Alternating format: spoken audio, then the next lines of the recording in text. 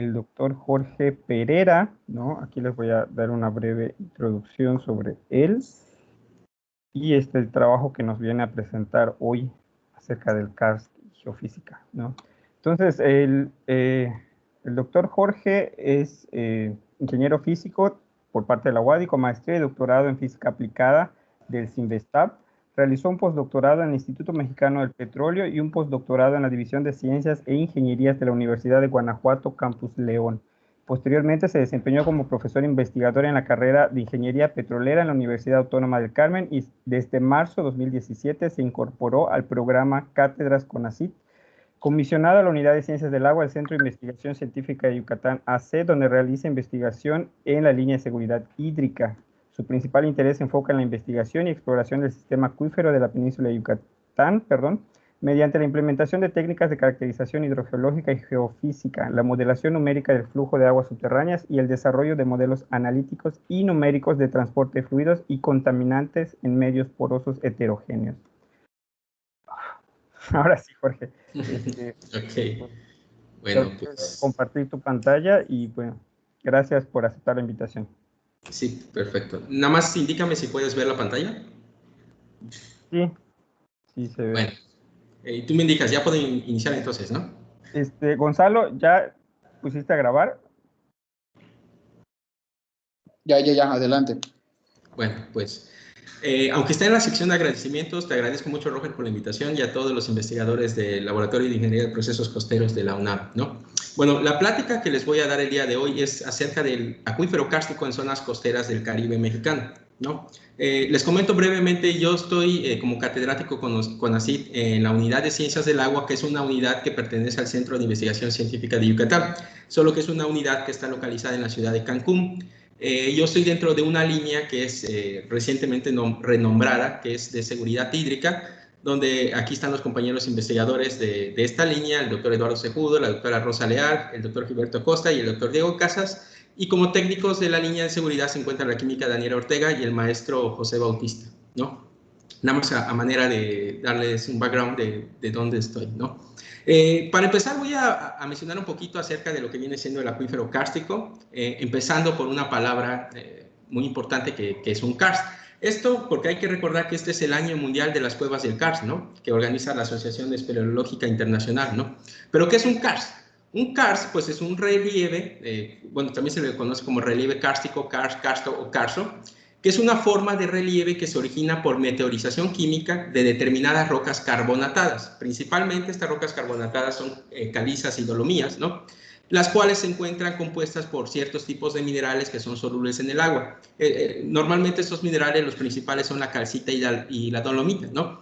Entonces, debido a este proceso de disolución de la roca, se da un proceso de karstificación que principalmente está indicando justo la dilución de las rocas por el agua superficial o subterránea, influenciada principalmente por tres elementos. Uno es el dióxido de carbono, otra la materia orgánica, porque si tienes un suelo con materia orgánica, normalmente tienes más dióxido de carbono que se puede infiltrar al subsuelo y por consiguiente aumentar cierta dilución. También por sulfuros. Pero una característica muy importante, no son las únicas características para que se presente una formación de este tipo kárstica, es que existe un flujo de agua donde se da en una entrada a través de la precipitación del agua meteórica o el agua de lluvia y que se produzca una descarga normalmente en una topografía más baja, que en el caso del acuífero de la península son las zonas costeras, ¿no?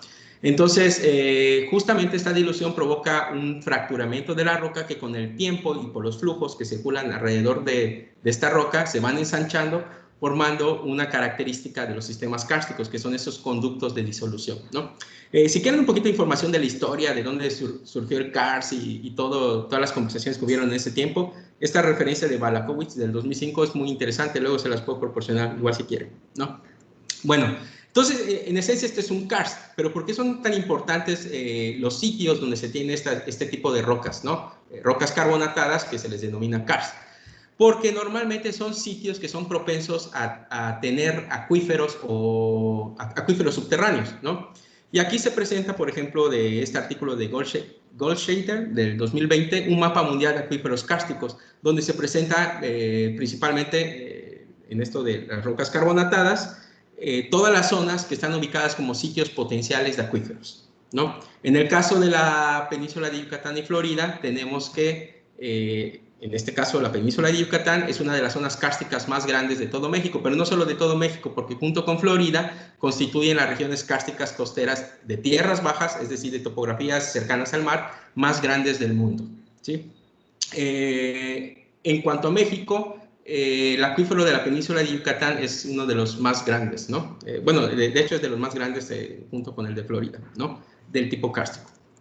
Bueno, ¿cómo es el modelo conceptual de un acuífero? Antes de pasar a ya peculiaridades que tienen que ver con el proceso de karstificación, a grandes rasgos, un acuífero que sea costero se caracteriza por podemos ver este dibujito de aquí, ¿no? Tú tienes una topografía que va incrementándose con tierra adentro y tú tienes interacción con el mar. Debido al mar, a la columna hidrostática del agua de mar, esta agua marina va a tender a saturar el espacio poroso, incluso tierra adentro. A este fenómeno se le conoce como intrusión salina y es como el agua de mar entra dentro de dentro de la roca del subsuelo, ¿no? Si tú tienes un fenómeno de precipitación, esta agua se va a estar infiltrando dentro del acuífero y va a formar lo que se conoce como el espesor, el lente de agua dulce, el cual tiene un espesor determinado, cuyos límites vienen siendo esta línea negra que estoy dibujando por acá, que en inglés es water table, en español se conoce como el nivel freático, que es un punto, es la localización donde la presión en estos puntos se encuentra la presión atmosférica, ¿no? Y bueno, y por cuestiones hidrostáticas, se va a tener, digamos, una columna de agua que va a estar en contacto con un agua salada y entonces va a haber una especie de segregación por fases. Pero entonces vas a tener una zona que va a tener una mezcla de agua dulce y agua salada, que es la que se conoce como haloclina, pero también se le llama como una zona de brackish water, ¿no? Entonces, esto es, digamos, conceptualmente lo que viene siendo un acuífero del tipo costero. Aquí no estoy mencionando todavía las características kársticas ni nada, ¿no? Por ejemplo, en estos videitos de aquí, que son de Stockel, de un artículo muy bonito que hicieron unos modelitos de juguete, puede verse como, por ejemplo, para una arena que está en contacto con un agua de diferente densidad a la que se inyecta, se empieza a formar este espesor de lente de agua dulce, ¿no? Esto sería el equivalente a cómo se tienen ciertas islas en las cuales por precipitación se forman, ciertas islas y por precipitación se forman este tipo de acuíferos, ¿no? También se puede observar cómo si tú empiezas a extraer agua, se empieza a modificar esta zona de transición entre agua dulce y agua salada, y se empieza a modificar por ende el espesor del lente de agua dulce. Y también se puede observar un fenómeno bien interesante que dependiendo de la precipitación, los caminos de flujo pueden alcanzar profundidades muy altas y descargar en las zonas costeras. Estos caminos de flujo a una escala real delimitan lo que se conoce como diferentes tipos de flujo que pueden ser locales, intermedios o regionales, ¿no? Que están caracterizados con mayores trayectorias de estas líneas de flujo a lo largo del subsuelo, pero también con diferentes tiempos de residencia del agua que se transporta a lo largo de esas líneas de flujo, ¿no?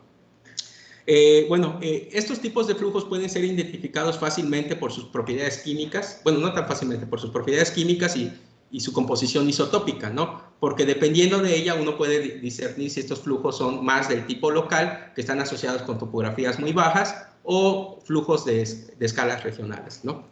Pero bueno, esto en general es un acuífero. ¿Y qué hace, digamos, particular a los acuíferos de tipo kárstico?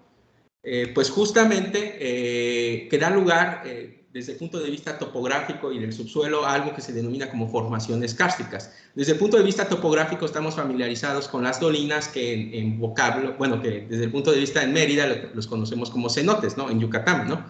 En general, ¿no? Entonces todos estos cenotes que son de mucho interés turístico son dolinas que pueden estar ya sea cerradas o colapsadas, ¿no? Pero que es unas peculiaridades de los relieves kársticos, ¿no? No obstante, también, debido al flujo, que es un factor que controla también mucho el comportamiento de estos acuíferos, cuando este flujo se descarga de unas zonas de topografía mayor a una topografía menor, normalmente provoca o mejora estos procesos de disolución de la roca, ¿no? En las zonas costeras, que es las zonas de mayor velocidad de flujo, porque son zonas de descargas, es donde, digamos, se empiezan a formar estos patrones de disolución de la roca, que con el paso del tiempo se van ensanchando y formando estos conductos de disolución, ¿no? Entonces, estos conductos también pueden estar por debajo de la zona de saturación del acuífero y a determinadas profundidades totalmente saturado de agua. Y son sitios preferenciales de descargas del acuífero, ¿no? Aunque también se pueden presentar en la superficie, ¿no? Como se presentan aquí.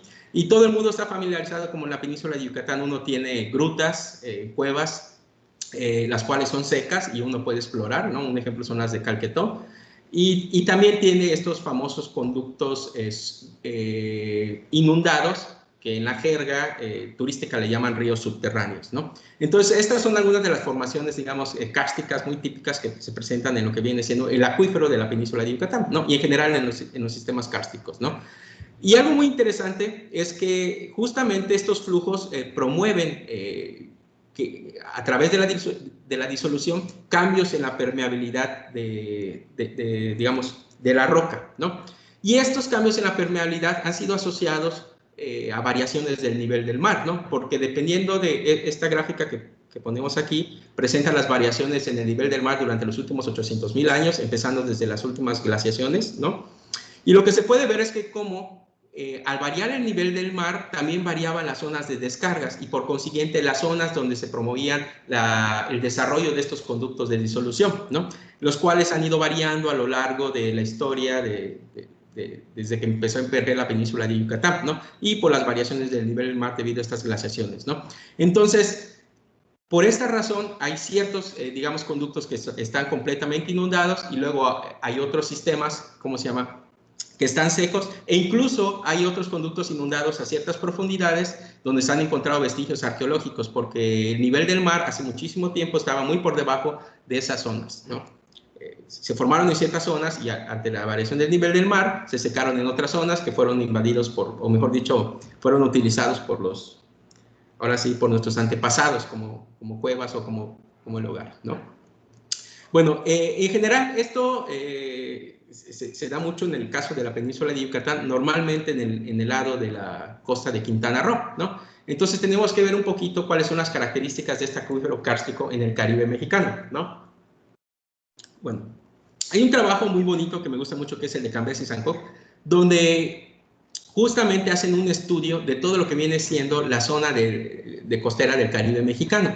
Aquí lo que podemos ver es la clasificación de los carbonatos por la roca expuesta en superficie, que va desde la cuaternaria, que es la zona que emergió de último de la península de Yucatán, llegando hasta las zonas del Paleoceno, que es la parte más vieja de la península de Yucatán, ¿no? Entonces, las zonas más antiguas se encuentran aquí por el centro y las zonas más recientes de la formación de la península de Yucatán son estas zonas costeras, ¿no?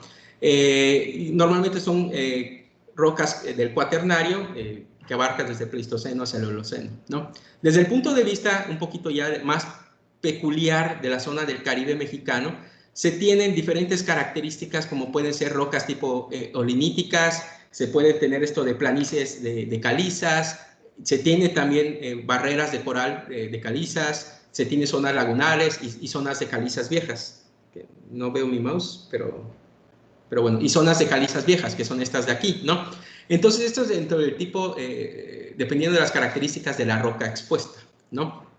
Y algo muy interesante es que justamente todo este proceso de disolución que es favorecido en estas zonas más jóvenes de la península de Yucatán, provocó todo un sistema de cavernas inundadas en el área que se localiza en toda esta zona costera, principalmente cerca del área de Tulum, Quintana Roo. Y dentro de estos sistemas de cavernas hay uno muy particular que es el sistema Sactum, por ejemplo, que tiene una extensión de más de 368 kilómetros de conductos, digamos, conectados, con una profundidad media entre 21 metros en la parte más somera hasta unos 120 metros en la parte más profunda, ¿no?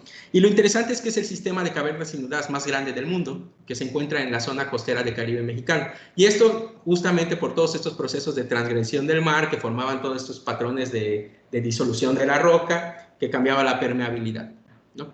Esto tiene consecuencias muy importantes sobre el comportamiento a nivel de flujo del acuífero, ¿no? Aquí tengo unas imágenes, estas son tomadas de internet y esta pertenece al Gran Acuífero Maya, donde se puede ver cómo estas cavernas están inundadas y en muchas de ellas se encuentran vestigios arqueológicos, ¿no? Es decir, en el pasado estuvieron habitadas, ¿no? Bueno, hay otro estudio muy bonito en el cual se consideran, pues, cómo son las velocidades de flujo en estas zonas costeras en este artículo de Moore del 1992, donde estudian una franja más o menos de 70 kilómetros entre la región de Playa del Carmen y Tulum.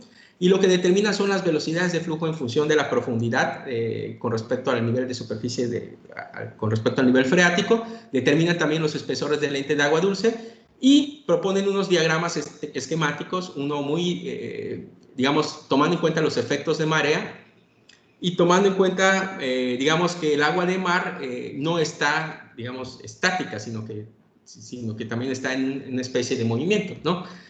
Y entonces esto explicaría cómo es el comportamiento del lente de agua dulce que está interaccionando con el agua del mar, ¿no?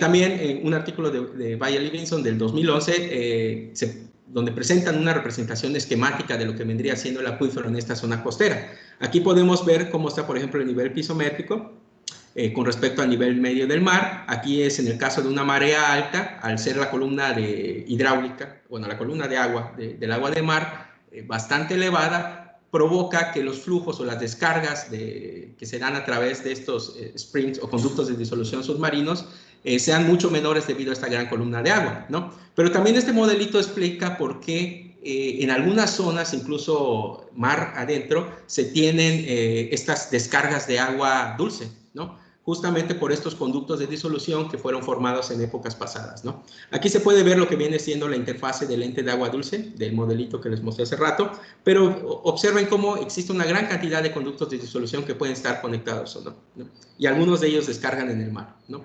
Aquí tenemos el ejemplo también de un cenote. Cuando la marea es baja, es mayor la carga hidráulica tierra adentro que digamos que la carga que puede proveer el nivel del mar y por lo tanto las descargas submarinas aumentan, ¿no? Y entonces uno, monitoreando las velocidades de flujo en estas zonas de descargas o los cambios también en presión, puede inferir justamente cómo es un poquito el comportamiento del acuífero, ¿no? Incluso uno, si pudiera monitorear perfectamente bien, puede hacer todo un análisis a través de hidrogramas para determinar características del medio poroso, ¿no? Tierra adentro. Bueno, ahora, nosotros aquí estuvimos estudiando una zona, que es la zona de Acumal. Esto fue parte de la tesis de mi alumno Juan Carlos Zamora, que en conjunto con codirigí en conjunto con la doctora Rosa María Lau Batista, de aquí de la Unidad de Ciencias del Agua, y en la cual estuvieron involucrados también dos investigadores, el doctor Luis Marín y el doctor Alfredo González, ¿no? Y lo que hicimos fue justo estudiar la zona de Acumal. La zona de Acumal se encuentra más o menos a 15 kilómetros al norte de Tulum. Esto es el puntito, la estrellita roja que se observa aquí. Y aquí en este mapa podemos ver, digamos, las características de la roca expuesta, que normalmente en la zona son del tipo Pleistoceno y hay del Holoceno, ¿no? Que son zonas muy jóvenes o de las últimas zonas en las cuales emergió la península de Yucatán, ¿no? ¿Por qué nos interesó la zona de Acumal? Bueno, la zona de Acumal es una zona increíblemente hermosa que muchos llaman el paraíso dentro de la zona del Caribe mexicano. Tiene una zona arrecifal y es una zona de anidación de tortugas. Desafortunadamente, durante los últimos años ha tenido un crecimiento poblacional un poco excesivo, elevado, y aunque actualmente se tiene, bueno, según el censo de 2010, del orden de 1.310 habitantes, se espera que para el 2030 llegue más o menos a unos 150.000 habitantes, ¿no? Pero hoy por día ya se están detectando problemas de contaminación muy serios en esta zona que están alterando, digamos, la zona arrecifal y también están provocando enfermedades sobre las tortugas, ¿no? Entonces, una de las cosas que nos interesaba es, bueno, pues para poder entender un poquito el comportamiento de los contaminantes dentro de cierta zona, uno primero tiene que hacer una caracterización del comportamiento del acuífero en esa zona. Y una caracterización del acuífero abarca muchas etapas, ¿no? Para poder entender un poquito el comportamiento de los flujos y por ende empezar a entender un poquito cómo se mueven los contaminantes a través de este medio, ¿no? Nuestra zona de estudio es aquí, se encuentra la zona de Acumal, por aquí se encuentra Acumal Pueblo y utilizamos todo este cuadrante de aquí, que más o menos es de 10 kilómetros por 10 kilómetros, más o menos, ¿no? Bueno, ¿qué hicimos en esta zona? En esta zona hicimos varios tipos de estudio. Determinamos, por ejemplo, estos puntitos rojos que se encuentran aquí, que son columnas de agua profunda. En este caso, S3 es un cenote profundo que está en la zona de Chemuil y que se utiliza como... En ese cenote se extrae agua para surtir a una parte de la población costera, ¿no? Y se tenía un pozo de observación W3 que es también se tiene una columna de agua profunda donde se puede determinar, digamos, la conductividad eléctrica de la columna de agua y por ende determinar las zonas de espesor de lente de agua dulce, de agua salada y la zona de transición o haloclino, ¿no? También se determinaron cargas hidráulicas, como se puede ver en estas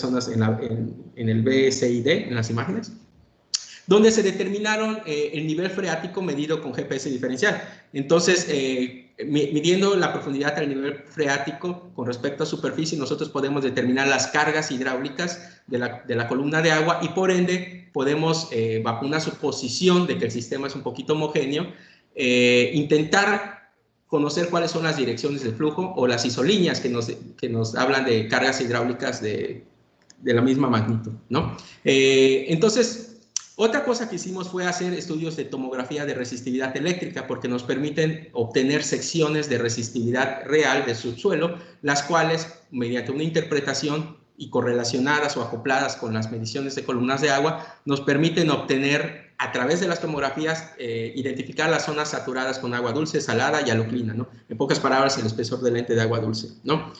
Bueno, aquí fíjense, se tomaron dos mediciones más o menos a 6 kilómetros de la costa, T1, T2, T6, tomografías en la zona costera y más o menos a 400 metros de la zona costera. Y este sitio de aquí, que es el de Ushushubi, se encuentra más o menos a 10 kilómetros de la costa, ¿no? También se tomaron 3 tomografías.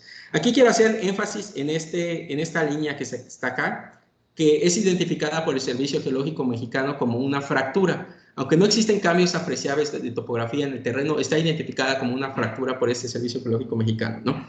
Y se tomaron tomografías dos tomografías justo después de esta fractura, posicionándose obviamente con mucha precisión, y una tomografía del otro lado de la fractura.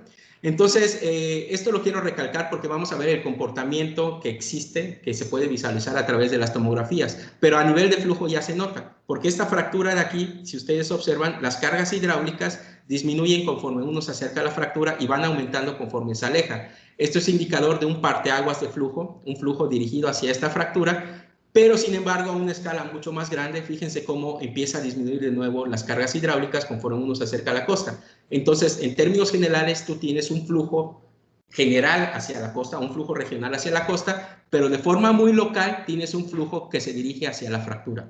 Y esta fractura, pues, dado su valor de conductividad hidráulica que medimos en un pozo cercano, se puede interpretar como si fuera una fractura de tipo conductivo. Pero también existen cambios estructurales observados de las tomografías al hacerse a ambos lados de estas fracturas, ¿no?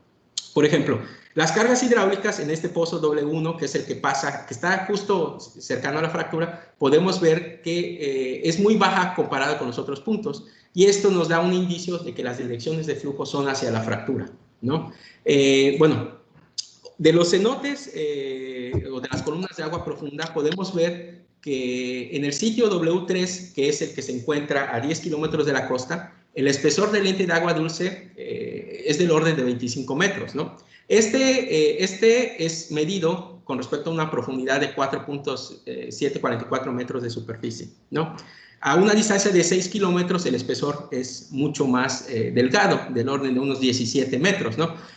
Aunque esto fue medido a una profundidad de 10.96 metros con respecto a superficie. Esto se explica porque desde el punto de vista topográfico, la zona sur de Quintana Roo está mucho más elevada que la zona norte, y conforme uno se empieza a mover en la línea costera hacia el norte, empieza a disminuir la topografía. Y eso se puede ver con un modelo de elevación digital, ¿no? Lo interesante de estas columnas de agua es que nos permitieron definir las zonas de transición entre la zona badosa y la zona saturada con agua dulce, la zona saturada de agua dulce con lo que se conoce ya con el inicio de la aloclina o la zona de Blackish Water, y la zona de transición entre esta agua salada y la zona que tiene, y la aloclina, más que nada, ¿no? Y entonces nosotros podemos identificar estas zonas e hacer una interpretación de los perfiles de tomografías para determinar o extraer zonas de resistividad que nos dicen cuáles son las zonas de cambios de transición en el acuífero. Bueno, ¿qué son las tomografías? Esta es una tomografía de resistividad eléctrica con un arreglo dipolo-dipolo que nos permite definir muy bien las, digamos, desde el punto de vista vertical nos permite detectar ciertas anomalías, ¿no? Esta tomografía se tomó, por ejemplo, la tomografía T4, se tomó a unos 5 metros del pozo de observación, del cual tenemos perfectamente identificado el inicio de la zona saturada con agua dulce y tenemos identificado dónde empieza ya digamos, el agua de mar, ¿no? O niveles de conductividad similares a los del agua de mar, ¿no? Y entonces nosotros podemos extraer secciones de resistividad asociadas con esta tomografía, porque son resistividades las que se miden, y entonces podemos extraer en estas profundidades para hacer un modelo conceptual de resistividades que nos dice dentro de qué rangos de resistividades podemos identificar en esta zona de Akumal lo que vendría siendo el espesor del lente de agua dulce y dónde empieza, digamos, el espesor, la parte saturada con agua de mar, o sea, la zona de intrusión salina, ¿no? Pero también nos permiten identificar posibles conductos de disolución, porque ya les mencioné que justo en esta zona se tienen sistemas de conductos de disolución inundados muy grandes, pero en la zona de Akumal se están investigando actualmente, de hecho por unos colegas de la Gran Acuífero Maya están investigando toda esa zona, ¿no? Pero estos son potenciales conductos de disolución.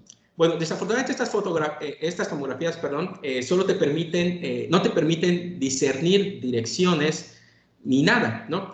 Pero si uno monta un determinado esquema, puede inferir modelos en 3D de lo que serían estos conductos de disolución, ¿no? Pero lo interesante es que podemos identificar zonas saturadas con agua dulce, zonas saturadas con agua salada y zonas donde existen estos conductos de disolución a determinadas profundidades. Que estrictamente estas zonas de menor resistividad son unas zonas que pueden estar asociadas a mayores permeabilidades de la roca, ¿no? Porque son zonas favorecedoras de flujos, ¿no?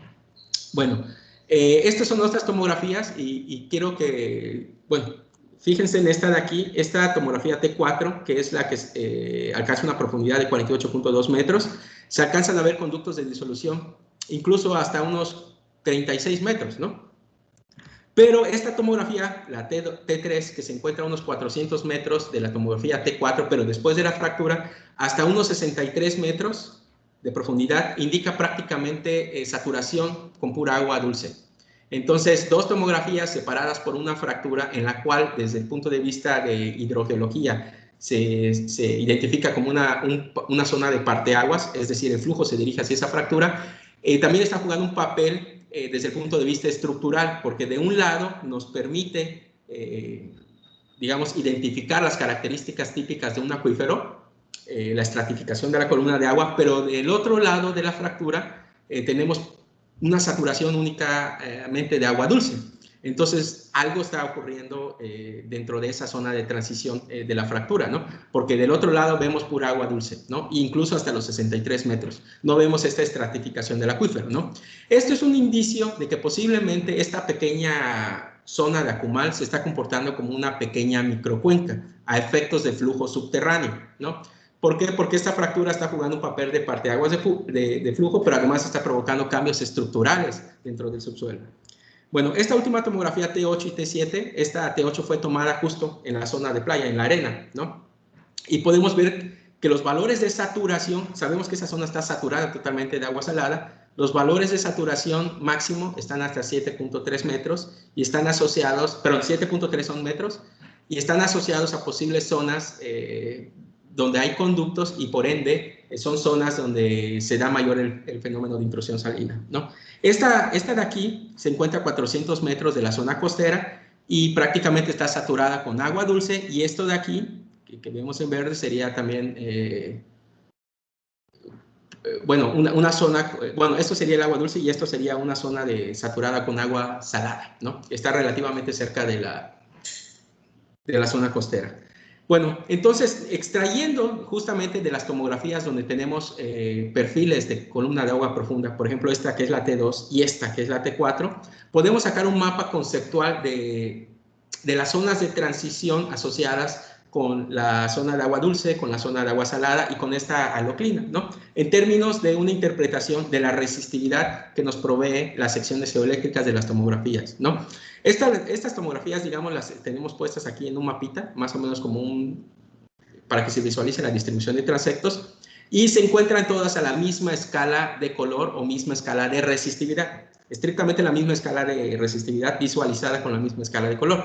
Y podemos ver cómo en la zona costera tenemos prácticamente pura saturación de agua salada, y conforme nos vamos alejando, el espesor del lente de agua dulce empieza a incrementarse, pero también la profundidad a la cual se da este fenómeno de intrusión salina. Y esto es por la cuña de intrusión salina y lo que les comentaba del modelo conceptual del espesor del lente de agua dulce, ¿no? Ahora, lo interesante es que esta fractura, fíjense cómo estas tomografías T4 y T5 presentan toda la zona de estratificación de la columna de agua, zona de agua dulce, aloclina y agua salada. Pero después de esta fractura, al menos dentro de la zona que pudimos explorar, la tomografía T3 nos estaba dando hasta una profundidad mayor pura agua dulce, ¿no? Entonces, esto es muy interesante.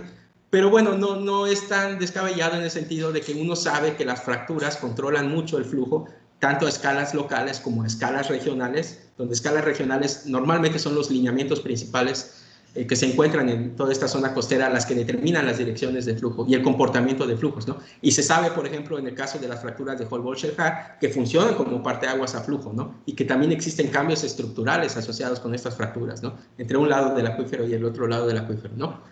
Digamos que poniendo en conjunto toda esta información dentro de un mismo esquema, entonces uno podría decir que al menos dentro de este punto de vista, la zona de Akumal se comporta como una pequeña microcuenca porque estamos hablando de una escala de 10 kilómetros más o menos, ¿no? Pero entonces estamos viendo cómo el comportamiento de las fracturas locales alteran, digamos, mejor dicho que las fracturas locales alteran el comportamiento del flujo, ¿no? Estas fracturas aquí desafortunadamente no las pudimos explorar y eso es porque justamente la zona de Akumal, no les permití que observen bien, todas estas zonas de aquí son muchas zonas inaccesibles, ¿no? Y además hay mucho terreno privado, entonces no es tan fácil llegar a estos sitios de medición. Es por eso que se buscan sitios que estén al lado de caminos o donde tengas permiso para ingresar al terreno a realizar las tomografías, ¿no? Pero no es algo fácil. Conseguir permisos para hacer exploración en esas zonas es algo bastante complicado, ¿no? Pero bueno, esta es una de las conclusiones principales que se hizo de este estudio. No es lo único porque ahorita lo que estamos haciendo es implementar esta metodología para intentar hacer un mapeo del estado actual de la intrusión salina a lo largo de toda la costa del Caribe mexicano, ya no solo en Akumal, sino llevar este estudio a toda la zona del Caribe. Pero además hay otra cuestión muy interesante que se puede hacer con las tomografías, que también es una tesis que estoy dirigiendo de mi alumno Andrés Trejo en conjunto con el doctor Martín Díaz del IMP, y es cómo podemos utilizar estas tomografías, que a final de cuentas son secciones de resistividad, para construir modelos de porosidad, ¿no? Porque lo que tenemos aquí es una imagen en términos de resistividad. La podemos convertir a una imagen de porosidad y utilizando, porque se conoce dentro de la industria petrolera, hay muchos estudios que intentan correlacionar la porosidad con permeabilidad de en rocas carbonatadas. Existen muchas relaciones de correlación entre estas dos variables. Entonces uno puede pasar también de un mapa de porosidades a un mapa de permeabilidades del acuífero, ¿no? Y como en la zona saturada la permeabilidad y la conductividad hidráulica son proporcionales entre sí, estrictamente uno puede llevar una imagen de este tipo, que es de resistividades del fluido que está dentro, bueno, de resistividades del subsuelo, que es, digamos que toma en cuenta tanto la roca como el fluido que la satura, lo podemos llevar a un mapa de conductividades hidráulicas, que es un input muy fundamental para hacer simulaciones, ¿no? A final de cuentas, uno necesita una distribución de conductividades hidráulicas para poder realizar una simulación, ¿no? Entonces, pero también permiten hacer todo un análisis geostadístico de las correlaciones espaciales de estas conductividades hidráulicas, ¿no? Esto es algo que también estamos haciendo en estos momentos, esperamos que salga este año, ¿no? Y bueno, de momento esto es todo. Muchas gracias por su atención y de nuevo agradezco a los investigadores del IPS por la invitación a impartir este seminario, en especial al doctor Roger Castro y al doctor Paulo Sáenz, ¿no? Y bueno, no sé si tengan algunas preguntas. No sé si dejo de compartir pantalla. Déjenme ver si me salgo. Creo que dejé de compartir pantalla, ¿verdad? Sí, no se ve. Bueno, pues abrimos entonces la sesión de preguntas. Pueden levantar la mano si gustan para tener un poco de orden. Veo aquí.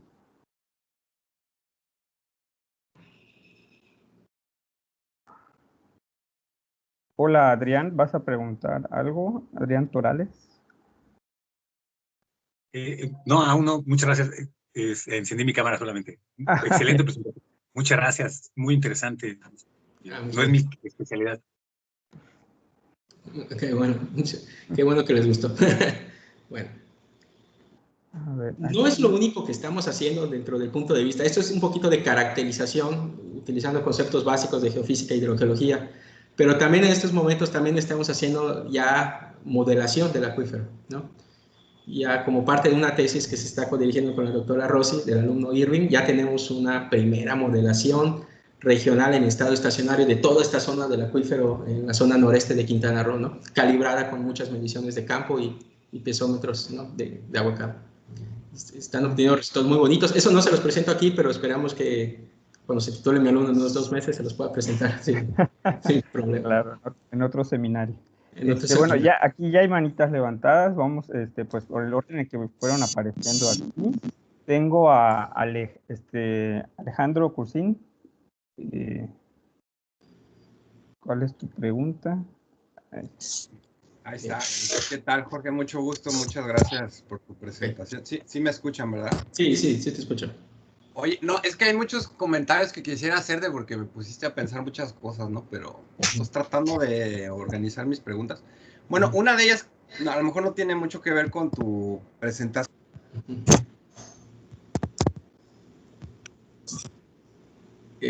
Ya no te escucho. Sí, no, se corta mucho el audio. Ahí, ¿me oyes? Ahora sí, perdón. ¿Sí? Perdón, te decía que me llamó la atención el diagrama que pusiste del cambio del nivel del mar geológico que hubo ahí. Ajá. Me hizo muy interesante. Y digo, lo que pasa es que ahorita está con todo este rollo del cambio climático. Digo, es una pregunta un poco fuera del tema. Pues que está que está creciendo el nivel del mar, pero ahí se puede ver que también es una cuestión geológica y que a lo mejor le dio pie a todos estos cenotes que pueden estar saturados o como los encontramos ahora en diferentes partes de Yucatán. Entonces, bueno, esa parte se me hizo interesante, ¿no?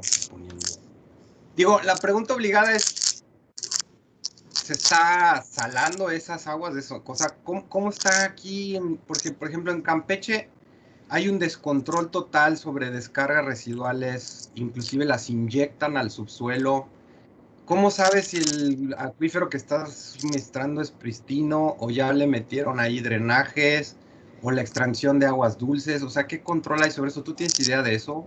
Mira, hasta donde sé, de todo el acuífero de la península de Yucatán, y estoy abarcando todo el acuífero, la zona menos estudiada es Campeche. Bueno, pero me refiero a, por ejemplo, ¿tú has notado contaminación de los acuíferos por inyección de drenaje, por ejemplo? Mira, yo no estoy haciendo cuestiones de calidad de agua, pero sí tengo colegas que hacen estudios de calidad del agua y justamente una de las preguntas abiertas es de qué tanto pueden contaminar estas inyecciones de drenaje dentro del acuífero. Por ahí hay gente que dice que contamina, hay gente que dice que no tanto si pasa por un tratamiento de aguas y además porque el acuífero tiene un nivel de resiliencias, pero digamos que todavía se está en estudios, ¿no? Ese tipo de estudios, sí hay colegas que los han estado haciendo aquí en la Unidad de Ciencias del Agua. Ellos podrían darte un poquito más de información de cómo se han detectado estos niveles de contaminación a lo largo de las zonas costeras. De que el acuífero está contaminado, sí está contaminado, ¿no? Eso es... bueno, eso creo que todo el mundo lo sabe, ¿no? Y yo creo que normalmente está contaminado principalmente en zonas de grandes ciudades, ¿no? Bueno, perdón. Por ejemplo, en esta parte que estás haciendo ahí de Akumal, no puede ser que haya también... los pozos que estás midiendo se veían como relativamente a 10 kilómetros, ¿no? De la playa. No puede haber una modificación ahí del gradiente salino, por ejemplo, que por extracción de agua que se suba todo que haya una penetración mayor. Es que esa es justamente una de las cosas que queríamos entender de Akumal, justamente por toda esta contaminación que se está detectando, es, para empezar, cómo está el estado del acuífero en esa zona, ¿no?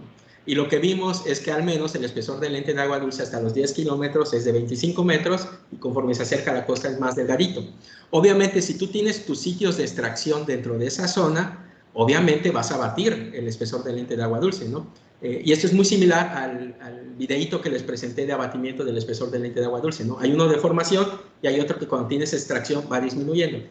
¿Qué consecuencia tiene esto? Que vas a tener una mayor intrusión salina, ¿no? Y entonces se necesitaría una precipitación muy grande, digamos, para que luego el acuífero llegue a sus niveles normales, que es esta zona de transición entre agua dulce y agua salada, ¿no? para que otra vez empiece a formar ese acuífero. Si tú extraes demasiada agua, prácticamente lo vas a dejar más delgado. Pero una vez que la intrusión salina entra, luego es un poquito difícil ya revertir los procesos porque ya queda salinizada esa sección, ¿no? Incluso aunque tú tengas agua dulce, los procesos de desplazamiento de esta agua dulce otra vez para que desplace el agua salada llevan su tiempo, ¿no? Entonces, ahora, de que hay una salinización de los acuíferos por estos fenómenos de intrusión salina, los existen. Ya, ¿no? Entonces, por ejemplo, con este estudio tú pudieras decir o sugerir, digo, por ejemplo, estás hablando del crecimiento de ese lugar, ¿no? Claro.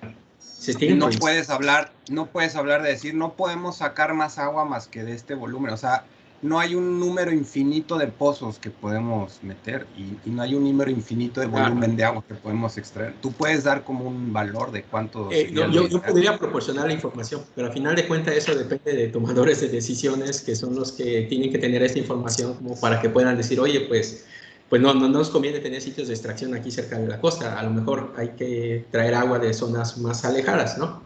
Porque si no ocurre este fenómeno de abatimiento. Sí. Disminución del espesor de la entidad de agua dulce. Sería todo. Muchas gracias. Muy bien. Bueno, ahora le cedo la palabra a Freddy, si aparece acá.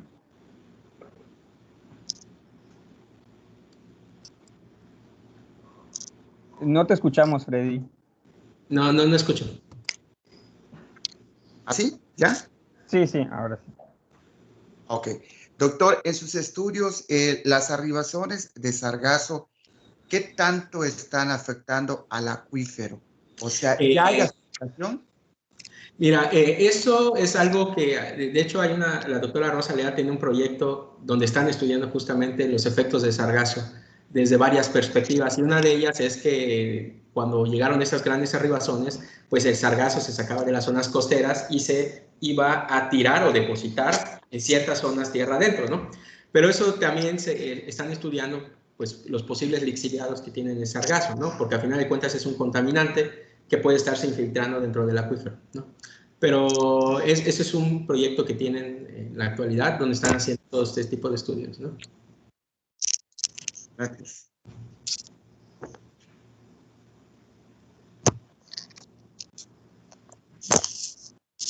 Bernardo. Te doy la palabra, Bernardo.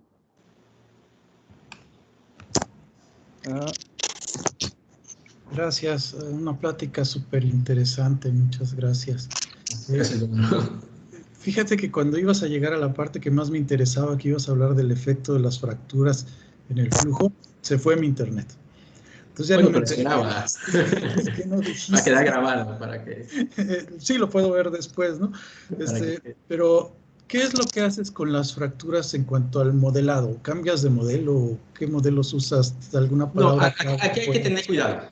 Mira, esta zona de Akumal no se está modelando como tal, como zona de Akumal. No hemos empezado a modelar a ese nivel local.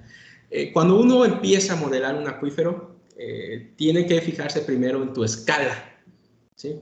Porque dependiendo de la escala, uno sabe que las heterogeneidades que se encuentran en esas escalas son las principales, digamos, las que van a tener una repercusión más importante sobre los fenómenos del flujo, ¿no? Entonces, lo que yo les comenté que estamos haciendo una modelación a escala regional, bajo esa perspectiva se usan datos intuidos de manera regional, ¿no? En este caso de conductividades hidráulicas determinadas, por ejemplo, con pruebas de bombeo, ¿no? Pero cuando tú haces esto bajo un esquema de simulación y bajo un esquema de malla, tú tienes que determinar qué características, dependiendo del tamaño de mallado, va a tener tu malla. Por ejemplo, tus nodos, depende de dónde esté tu nodo en la malla, pero tienes que determinar o proporcionar cuestiones como conductividades hidráulicas, ¿no? Ahora bien, si tu malla es muy grande, tú puedes tener toda una red de fracturas ahí dentro de una zona rocosa, dentro de tu subsuelo, pero efectos prácticos para simulación, eso se comportaría como si tuvieras una conductividad efectiva, una conductividad hidráulica efectiva. Entonces, tú como tal no provees todo el sistema de fracturas, sino que das un bloque representativo con una conductividad hidráulica efectiva, que eso es lo que puedes hacer, ¿no? Entonces, a escalas regionales, por eso se usan estas pruebas de bombeo como para determinar las conductividades hidráulicas que se hacen en una simulación de estas escalas. Si te quieres ir a escalas más pequeñas, entonces tu mallado implica que va a ser menor.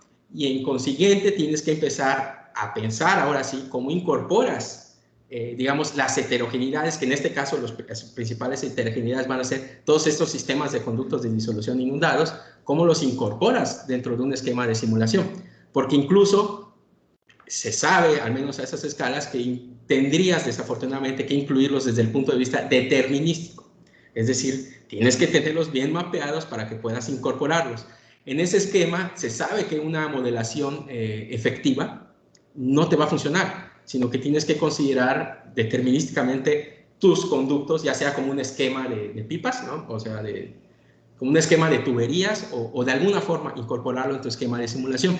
Entonces, por eso en cierta forma, luego las simulaciones regionales, cuando tienes mucha información, son un poquito más sencillas de realizar que simulaciones a escalas más pequeñas, porque las heterogeneidades también cambian de escala y tú tienes que dar las heterogeneidades que son las que controlan el flujo a una escala determinada, ¿no?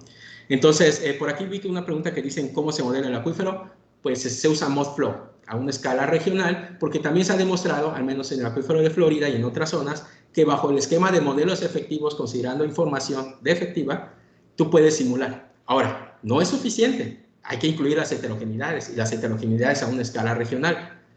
Y se incluyen de cierta forma muy específica para que tú puedas hacer una simulación, ¿no? Ahora, las simulaciones más locales, considerando todos estos sistemas de fractura, son las más complejas y las más pesadas dentro del punto de vista numérico, ¿no? Y hay formas de incorporar eso dentro de un esquema de ModFlow. Y creo que ahí Roger es el que nos podría hablar bastante, porque él sí sé que ha hecho eso, ¿no? Ese tipo de simulaciones, considerando CFP2, ¿no? Conductive Fluid Plus dentro de acoplados con ModFlow, ¿no? Pero sí es importante la escala de la heterogeneidad para que tú puedas hacer una simulación, ¿no? Intentar incorporar a una escala regional estos sistemas de fracturas es un poquito ilógico dado el tamaño del mallado. Entonces es más factible considerarlos como zonas efectivas de conductividad, con una conductividad hidráulica efectiva, ¿no? Ok, gracias. Sí, solo me gustaría añadir que lo que dice aquí, un poquito de ModFlow CFP, que precisamente te permite incorporar esas fracturas discretas, ¿no? Y ellos usan, dependiendo del tipo de flujo, que allá es donde viene la complejidad, usan las ecuaciones de Hagen-Poiseuille, creo, para flujo laminar, y unas de Darcy para flujo turbulento, que es como una versión muy básica. Digo, por supuesto, lo puede uno hacer tan complejo como quiera, ¿no? Pero digamos, de los softwares comerciales, bueno, no comerciales, de hecho es gratuito, disponible, pues esa es una opción que está allá. Pero, y además, acabas de mencionar otra complejidad que no mencioné, y es que a una escala regional, pues uno puede estudiar un estado estacionario del acuífero a tiempos muy grandes, se comporta como si fuera estado estacionario, pero a nivel local, donde las heterogeneidades juegan un papel importante, estos conductos de disolución son zonas preferenciales de descargas al mar, y entonces las velocidades en estos conductos son altas y por consiguiente la ley de Darcy no es válida como tal. Entonces uno tiene que simular otro tipo de flujo o esas correcciones que se hacen al flujo de Darcy, que es la Darcy-Forchemet, ¿no? Me parece, que consideran ya términos cuadráticos o de potencias en la velocidad dentro de una ley de Darcy modificada, ¿no? Entonces los flujos ya dejan de ser bonitos, estacionarios, y empiezan a ser turbulentos, empiezan a tener fenómenos de turbulencia. Y por eso son más complicadas este tipo de simulaciones más precisas a escalas locales, ¿no? ModFlow permite introducir, digamos, propiedades que dependan de la dirección, no isotrópicas, digamos. sí. Pues, sí, en esencia sí, porque tú construyes tus celdas, tu zona, puedes hacer eso. Sí, se lo permite. Qué padre. Bueno, pues gracias. Gracias, Bernardo. Aquí tenemos unas preguntas en el chat y bueno, excelente ponencia, bueno, felicidades, ¿no? Parte de Eloy. Luego dice Carolina Martínez, quisiera saber si el mismo tipo de enfoque se está aplicando en otras áreas de Yucatán, particularmente considerando la influencia del anillo de cenotes.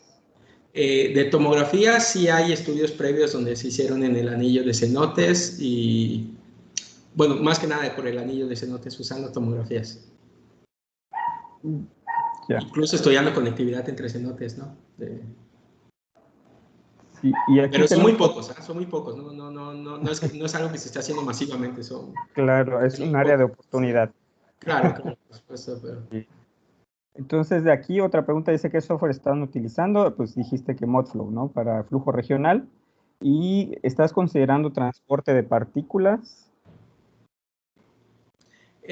Como tal, no nos hemos metido al transporte de solutos. Eso es más complejo todavía, porque incluso aunque tú tuvieras una modelación en estado estacionario, como están los fenómenos de dispersión, y ahí sí dependen mucho de tu red de flujos real, entonces tu dispersión puede ser mucho mayor que la advección. Entonces de nada te sirve tener resuelto el flujo en estado estacionario, porque por dispersión esa cuestión te puede arrojar errores muy, muy grandes en una simulación, ¿no? Ya. Aquí tenemos un comentario del doctor Salles que tuvo que salir. Dice, muchas gracias, Jorge, las tomografías están muy bien. Habría que contrastarlas con las de Yucatán y pensar en complementarlas y ampliarlas. Nos interesa ahora la respuesta dinámica por la intrusión de tormentas. Claro, claro. Perdón, de la intrusión causada por tormentas. Entonces, bueno, esa es una plática que tenemos pendiente, como decíamos al principio, ¿no? Sí, de una posible colaboración entre el IPC con ustedes. Exacto. Y bueno, y luego ahí creo que alguien más levantó la mano, déjame ver. No hay manitas levantadas. Bueno, Estefanía, muchas felicidades. Y bueno, así hay una de Brian. Considerando la disolución en el conducto kárstico, ¿cuál es la tasa mensual o anual de disolución en la zona de estudio, debido a que el conducto puede tender a abrirse y colapsar?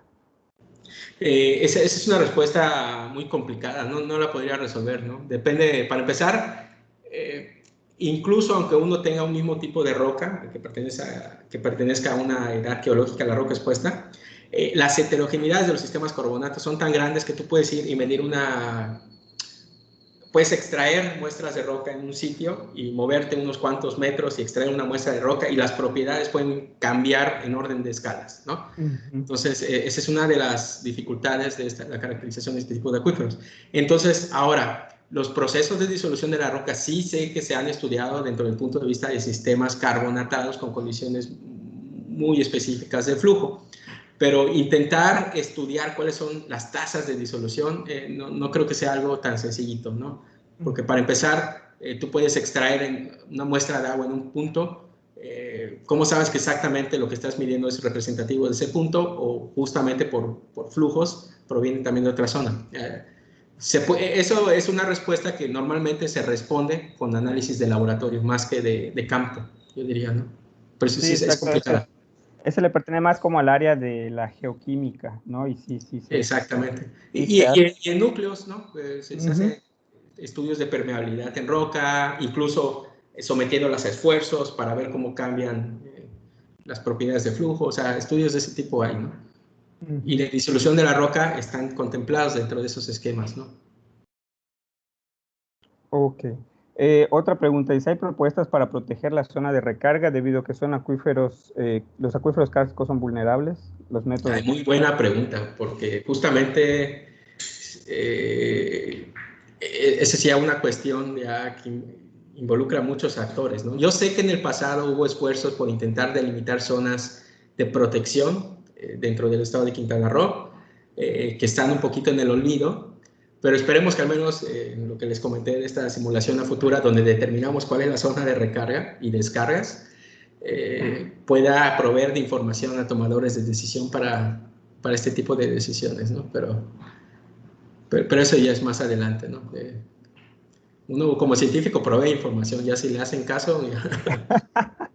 En efecto. Bueno, sí, aquí en Yucatán se logró hacer, ¿no? Para la zona del anillo de cenotes, que es declarada como área de reserva. Pero bueno, ahora tenemos otra, dice, de Adrián Torales. ¿Es posible obtener un modelado del campo de velocidad? ¿Se puede caracterizar la presencia de puntos de estancamiento y estiramiento de fluido para identificar zonas de mezcla?